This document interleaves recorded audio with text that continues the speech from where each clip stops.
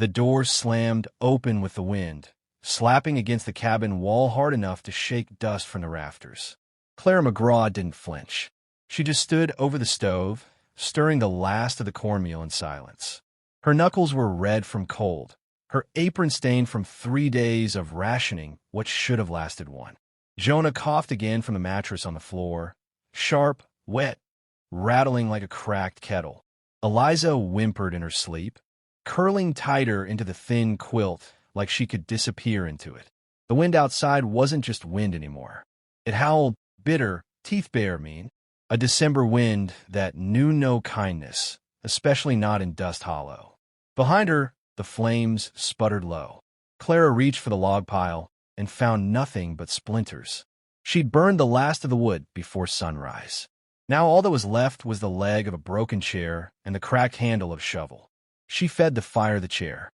The cornmeal was done. She spooned it out with care, 3 bowls, unequal. The smallest went to her. She didn't notice the taste anymore. Her tongue felt like cotton and blood. Still, she sat with them, watching Jonah's chest rise in shallow jerks and Eliza suck her spoon like it was candy. No one spoke. When the last bite was gone, Clara tucked the children back beneath the quilt. She sat by the door with the rifle across her lap. The barrel was cold as ice, the wood smooth from her grip. She hadn't fired it since the night he died. Joseph. The fever took him fast, 3 nights of sweat and prayers that stuck in her throat.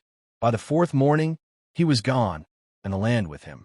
The McGraw family came with their preacher words and judgment eyes. They said they'd help. They lied. 2 weeks ago, they loaded the wagon with blankets and tins, told her they were sending her to Carson City, told her it was best she and the children be near town now.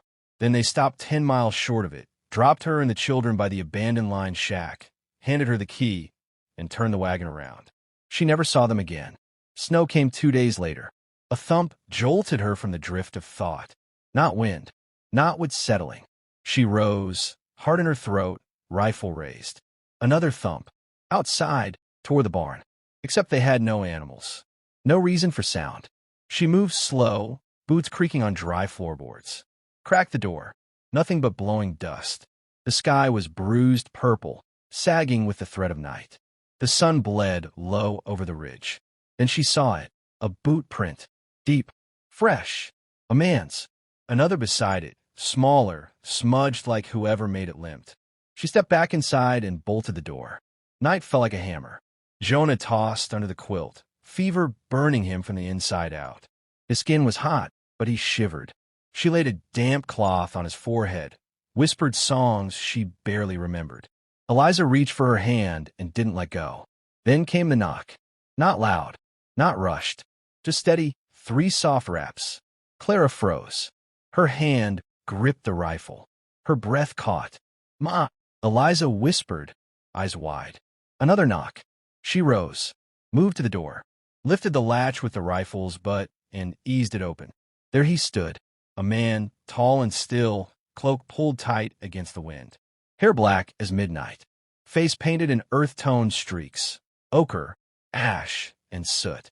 Cheyenne, no doubt. He held nothing in his hands. No weapon, no threat, just a glance, steady and unreadable. Clara pointed the rifle at his chest. He didn't flinch.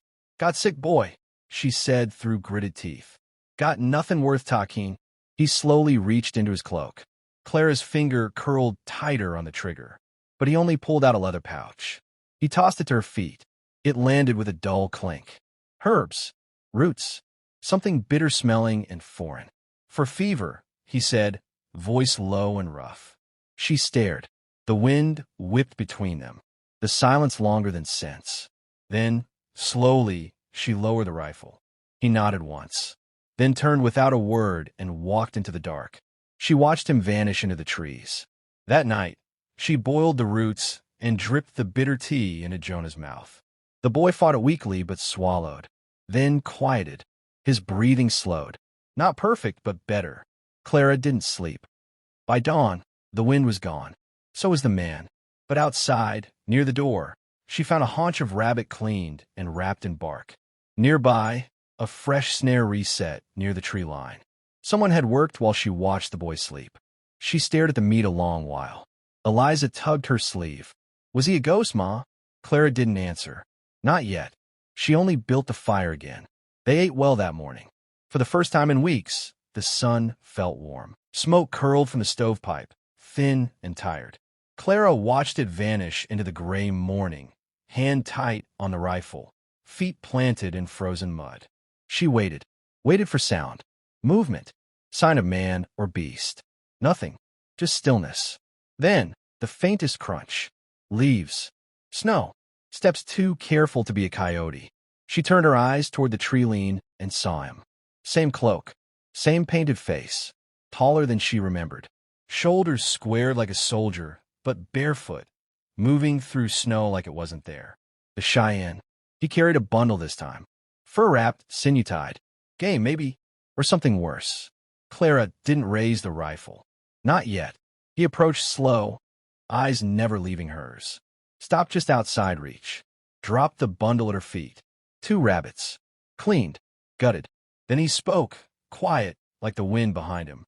Boy, still breathing, Clara said. He nodded. Looked past her shoulder toward the cabin. No fever today. He's sleeping. Another nod. Then he turned. She stepped forward without thinking. Wait. The man paused. She didn't know what to say next. He saved her son. Fed them. Never asked for thanks. Never even looked like he wanted it. What's your name? She asked. Teom. The name settled in the air like smoke. Teom. She'd heard it before. Whispers in Carson City saloons, stories told with lowered voices. A warrior who vanished after the Black River Massacre. Some said he died. Others said he turned spirit. A killer of both bluecoats and bandits. Why are you helping us? She asked. He didn't answer. Just looked toward the horizon. There are debts, he said finally. Some owed to men, some to land. I repay mine. With that, he turned again, steps fading into forest. Clara stood over the rabbits a long time before dragging them inside. By afternoon, Teom returned. No knock, no word, just appeared like breath on glass. This time he carried wood stacked tight in his arms, enough to last through the week.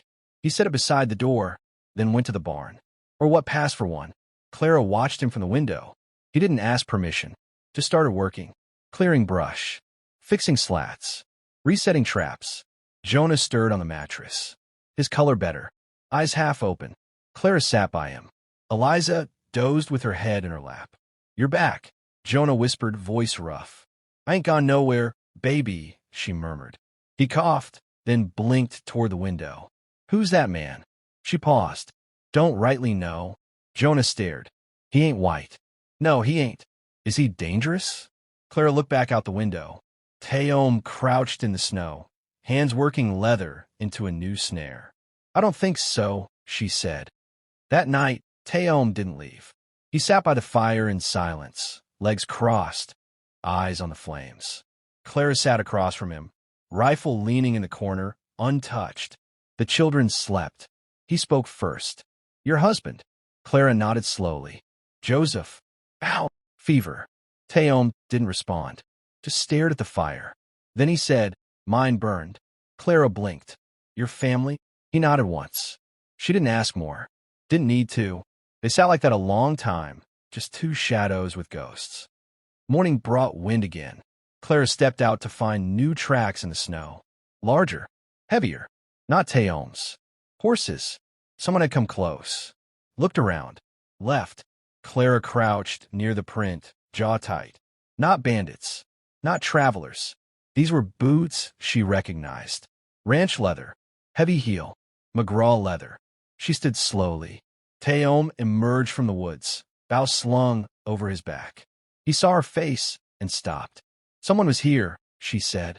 He knelt beside the print, ran his fingers through it like reading a page. 4 horses. 1 wagon. Not long ago. They're watching, she muttered. They want the land. Teom stood. They'll come back, he said. Clara nodded. I know. She turned toward the cabin, toward her children. Her voice was steel. Let him try. The wagon creaked like a coffin, lid sliding open. Clara stood in the doorway, rifle across her arms, watching as it rolled down the frozen trail. 4 horses, 2 riders, 3 more trailing behind. No greetings, no pretense, just dust and leather and eyes like gun barrels. Her brother-in-law, Thaddeus McGraw, rode front, hat low, mouth set in a smirk that never reached his eyes. He pulled up, swung down slow, boots thudding in the snow. "Well now," he drawled, "ain't this a sight?" Clara didn't move. "You've had time to think," he continued, walking a little too close, gloved hand brushing against the edge of the doorframe. "A woman out here alone? With 2 little ones? Lord knows it ain't safe." Clara's jaw tightened. "Ain't never been safe. Especially not with McGraws around." He chuckled. A dry, dead sound. "You're squatting on our land, Clara. Joseph's gone. What'd he bill comes back to blood?" "No," she said. "It don't." He leaned close, voice turning sour. "You got till sundown to pack. After that, well, I can't promise what'll happen. Woods are full of bad things."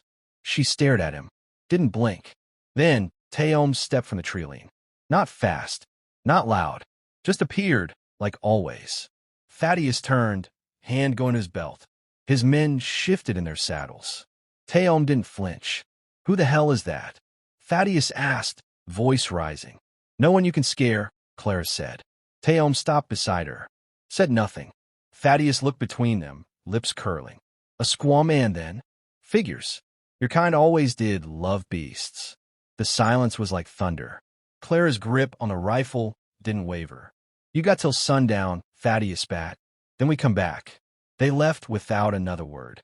Teom sharpened his knife on a whetstone, seated by the fire. The blade hissed with every stroke. Clara sat beside the door, loading shells into her rifle. The children were asleep again, Eliza curled in blankets, Jonah watching from under one open eye. "They'll be back," she said. Teom nodded. "You ever kill a man?" she asked. He didn't answer at first. Then, "Yes." She looked at him. "You gonna kill more?" His eyes met hers. "Come." "Certain. If they come." She turned her gaze back to the rifle. "I want to help." "You will." That night, they walked the perimeter. Clara followed him through the trees, her breath fogging in front of her, boots crunching softly in the snow. Teom set traps, simple, quiet things made of wire and snare and broken branches. He showed her where to hide, how to shoot from shadow, where the wind carried sound, where firelight should never touch. "You see fear," he told her. "You do not wait. Fear lives between the beats of the heart." They returned to the cabin before dawn. Eliza was sitting up, waiting. "Is it true?" she whispered. "They're coming?" Clara knelt beside her, brushing hair from her face. "Yes," she said, "but we're ready." Sundown. The sky bled orange over the ridge. Cold shadows stretched long over the land. Clara lit no lamps. Teom moved through the dark without sound. The traps were set, the windows barricaded, the children hidden beneath the floorboards, quiet and still. She stood behind the door, rifle at her shoulder. Hand steady now, jaw set like iron. Then hoofbeats. 5 riders. Thaddeus and his men. No words this time. No smirks. Just drawn guns and hard eyes. They spread out around the cabin. "Burn it," Thaddeus ordered. The first torch hit the roof. Then came the scream. One of the men dropped, snare around his ankle, yanked skyward, body twisting. Another stumbled into a bear trap hidden under leaves. Metal snapped. Bone cracked. Gunfire rang out loud, blind. Clara threw the door open and fired. One shot, straight through the gut of the third man. He dropped, clutching himself, crying for his mother. Teom struck from the trees, blade flashing once, twice, silent and swift. Blood sprayed against snow like ink on parchment. Thaddeus backed toward the wagon, hands shaking, pistol drawn. He fired into the trees, wild. Missed. Then Clara stepped out, smoke rising from her rifle. "You don't belong here," she said. Thaddeus aimed at her. Teom's arrow caught him in the shoulder. He dropped the gun, screamed. Clara stepped forward, eyes never leaving his. "You left me to die," she said. He dropped to his knees. "Please," he begged. "Clara, please." She raised the rifle. A single shot cracked through the trees. Then silence. Snow fell that night. The fire didn't reach the cabin. The roof held.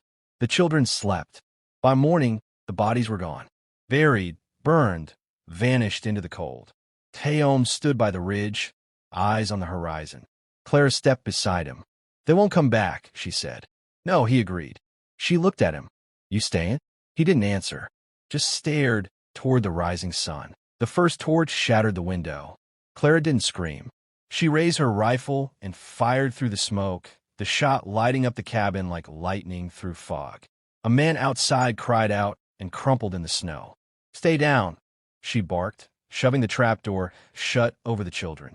The floor thudded as Eliza's hand slipped away beneath.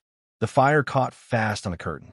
Clara tore it down with bare hands, tossing it into the hearth where it hissed and died. Boots pounded outside. Laughter. Yells.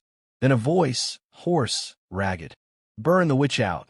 Another torch arced onto the roof. Flames clawed across the thatch. Clara dropped to a knee behind the doorframe, heart hammering like a drum. Through the broken window, she saw silhouettes circling. 1, 2, 4. Thaddeus was dead. These were McGraw's. They were worse. Higher guns. One kicked the door. Another laughed, raising a hammer to smash the hinges. The hammer swung and stopped midair. Teom's tomahawk split the man's wrist like rotten pine. The gunman screamed, dropped, writhing. Another turned to shoot. Too late. Teom dropped from the roof like a shadow, given form. Blade flashing once, twice, neck and gut. Blood steamed on the snow. Inside, Clara kicked the door wide and stepped into the firelight. Gun raised. Eyes hard. The third man spun, startled. She fired point blank. His body folded backwards, shotgun clattering from his hands. The last one ran. Teom didn't chase. He just stared after him, calm as a stone. They put out the fire by sunrise. Clara's hands were raw, fingers cracked. Her shawl was scorched at the hem. Smoke clung to her hair. She sat on the porch steps with a rifle across her knees, watching the horizon. Jonah sat beside her, pale but alive. Eliza slept curled against her hip. The wind was soft now, kind. No more footsteps, no more threats, only quiet. Teom stood at the tree line, wrapped in his cloak, face half lit by morning gold. "You'll leave?" Clara asked. He didn't answer. She rose slowly, brushing ash from her dress. Walked to him. "You saved us." He shook his head. "No, you save yourself." Clara smiled faintly. "Not without you." He looked at the ridge, where the sun melted frost from the rocks. "There's a place I go, in the Highlands, where no boots have ever walked. Will you come back?" His eyes lingered on her. Then he said, "The fire walks now. It does not need me." He turned, silent as mist, and disappeared into the trees. 2 days later, the town marshal came. He found nothing but charred ground, broken weapons, and a cabin still standing. No bodies, no blood trail, just rumors. Said the widow had turned wild. Said the Cheyenne ghost man had taught her how to kill in silence. Said no man who touched her land ever came back. Some claimed they saw her walking the ridge with smoke on her shoulders and fire in her eyes. A mother, a warrior, a storm in skin. They called her the fire that walks. And they never came again.